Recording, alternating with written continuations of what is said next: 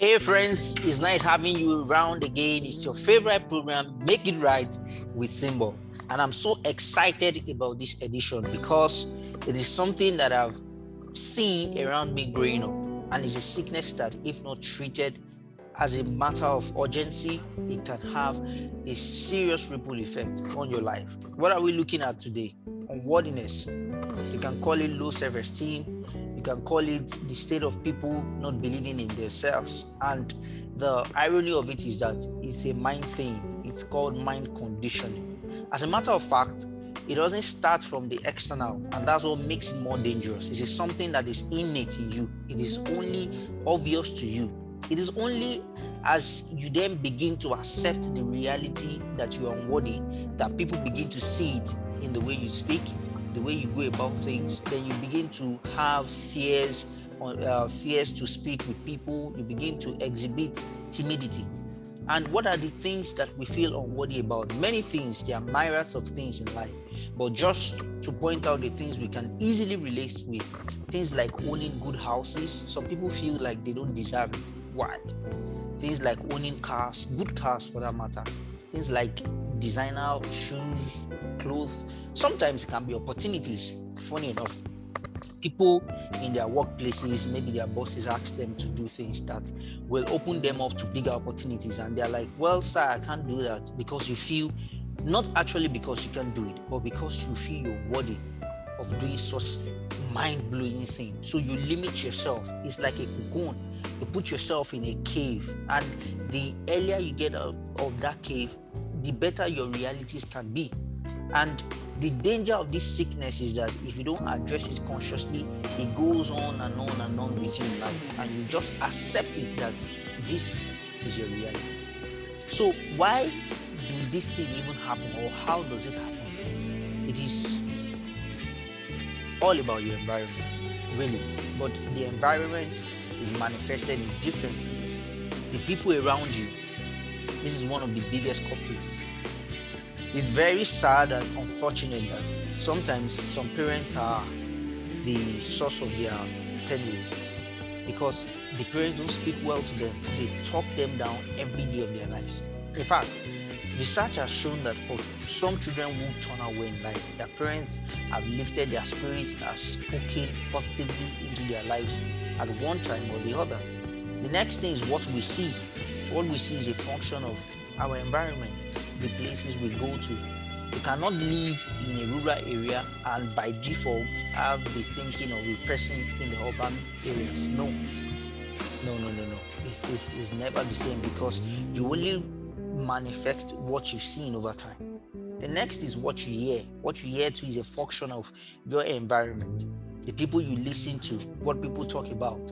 There are certain circles that they don't talk about things that are grand. All they talk about is how do we eat today. That's survival instinct. So that can affect and condition your mind to think that you are unworthy of certain things when people bring them your way. And all of these has a lot to also do with the places you've lived. You find out that parents who have suffered from this sickness, and which, by the way, has a solution, thank God, a lot of them do not want their children to also go through the same thing, because they understand the ripple effect of having that mindset that you are unworthy. It cages every of your capabilities, it cages your possibilities, and you just begin to settle for basic things of life. Basic things in life. And that is not where you should be, because by not unleashing your potentials, you do not only impact on yourself and your family, but you rob the world of somebody that should be doing great things in life. So the good thing, like I said, is that there is a solution. There are remedies to this, but it has to be a deliberate action. One of them, which is, by the way, not expensive to do, is it takes that discipline and deliberate effort, is that you need to expose yourself to books. It is believed that you gain the mind of the author, or you bring yourself to the level of the author, the reasoning of the author, when you read books. And if you can read a lot of books, good books, by the way, if you can read a lot of good books, that means you begin to expose yourself to the realities that are possible. It may not just be in your immediate environment, but you know that somebody somewhere has done this, then that means that you also can do it. The next thing is you need to change your association. In fact, if you've been leading for quite some time, you discover that you are uncomfortable in areas you've been comfortable in before. They speak of certain things and you're like, no, these people, their level of reasoning does not align with you. In fact, this is what you need to checkmate. When everybody around you seems lower than you, then you're in the wrong setting. When you're always the best everywhere you appear, that means you are being complacent. Because this is the thing. When you have people who are better than you in your circles, they challenge you to be a lot better. But when you're the best, you feel like you're just the king, and one hired man is the king in the city of the blind. So until you've been to another man's farm or another person's farmland, you will never know that there's a bigger farm, bigger than what your father has. That's an adage in the African continent. So you need to change your association, and this doesn't just happen by coincidence. It needs to be deliberate. You need to move around people who you feel or who you can see that they are bringing forth results that you desire. Then their mindsets, their thinking begin to rub off on you, and you begin to come out of that cave of unworthiness. Then the next thing is you need to be visual. The law of attraction says that you attract the things that you see. So when you're reading a magazine or you are on the internet, thank God for the internet in this generation, or you're on the internet, you're seeing something very nice, take a picture of that, save it on your phone, maybe print it, put it on the wall in your house, and you find out that one way or the other, life begins to bring itself to align itself to what you have put on that wall. And that is the law of attraction. It has worked for so many people. It has also worked for me. So you need to be visual, because you got to that state of unworthiness by the things you have seen, and those things conditioned your mind. The same way you will get out of it, by seeing something better. And the good thing is that your mind is able to learn and relearn and unlearn. So by the time you are feeding it something better, it begins to adjust itself to that new reality. And then you are uncomfortable in the places you used to be. So another thing is that you need to start exploring the world. Well, to some people, this is a luxury because it will involve some resources, financial resources. Of course, time too is involved.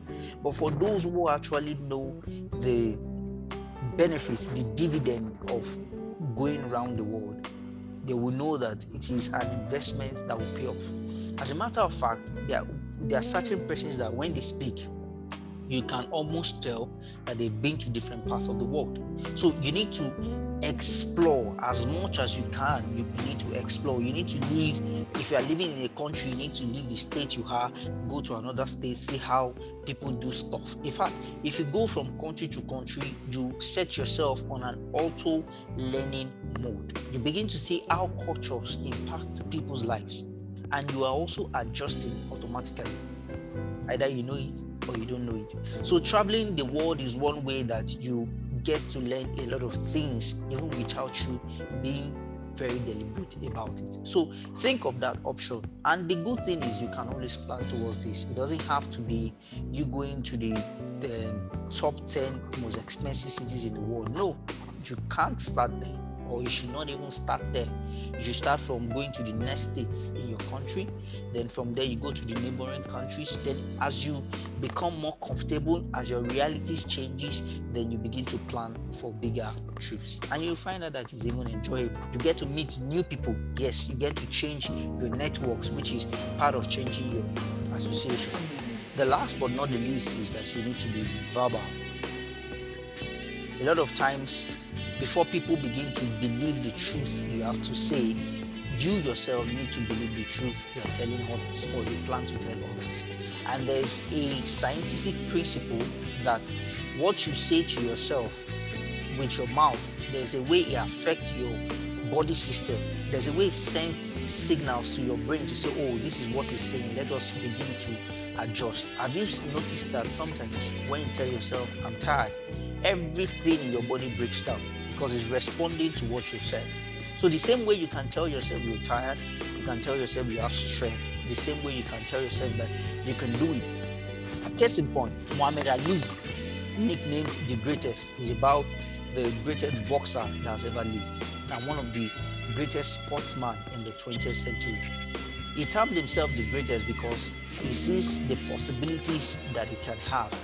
As a matter of fact, maybe when he got that nickname, he was just playing local. But today, there is no way you will mention boxing without mentioning Muhammad Ali. No wonder R. Kelly sang, I'm the greatest. You know the song already. So, after doing all of this, I want to really encourage you from a quote from Coach Carter, who says that, or who said that, our deepest fear is not that we are inadequate.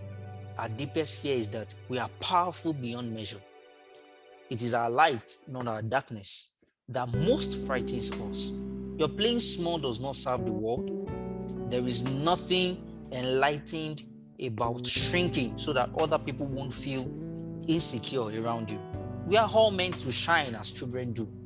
It's not just in some of us, it is in everyone. And as we let our own light shine, we unconsciously give other people permission to do the same. As we are liberated from our own fear, our presence automatically liberates others. So as you begin to do these things and bring yourself out of that unworthiness into a state that I deserve good, into a state that I can be the best, into a state that I can bring solutions to the world, you begin to rub off on other people around you. Then it creates a kind of ripple effect, and others too begin to change around you. Always remember that as long as there is life, you can make it right. Yes, welcome again to the business of the day. In case you have a business, you're an entrepreneur, or you have any kind of work that you're doing, you have products, you have services that you want the world to know about, here is your platform. Do not delay. Get in touch with us and we'll be happy to show the world the things you can do. And in case you've not been following, follow us on Twitter, on Facebook, Instagram, and of course, our YouTube channel, Make It Right. Again, remember that as long as there is life, you can always make it right. So we meet again. It's Simeon and it's your favorite program. Bye.